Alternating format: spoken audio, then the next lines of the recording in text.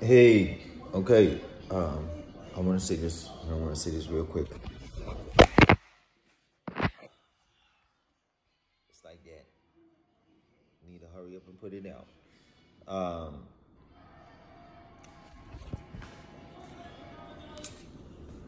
I was saying that one of the ways to write things out step by step, and, we talk about a plan, and then through the plan you can figure out the mindset.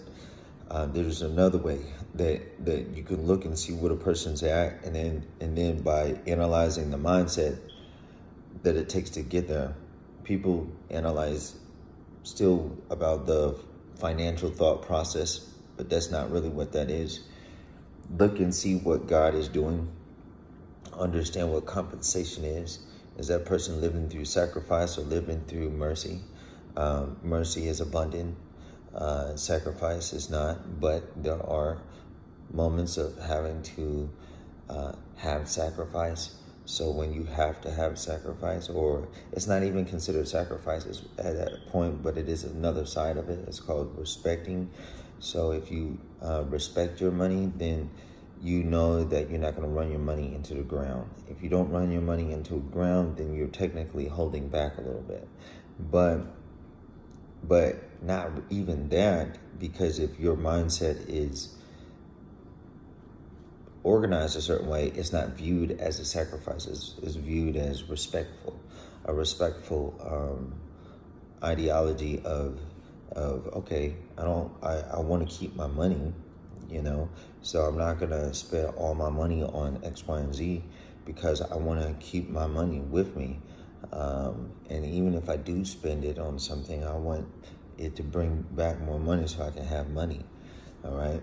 So that thought process means that they have to act a certain way in order to do that.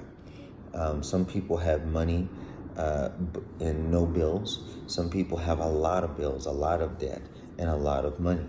A lot of assets, but a lot of debt. All right. What this is that the balance is on the sake of mercies, okay? In the sake that if I do something for one person, compensation is first and foremost. So that means if I give a certain amount, then I can get a certain amount. Or if I scratch your back, you can scratch my back. I can bring you this if you need that, and then I can take this because I need this.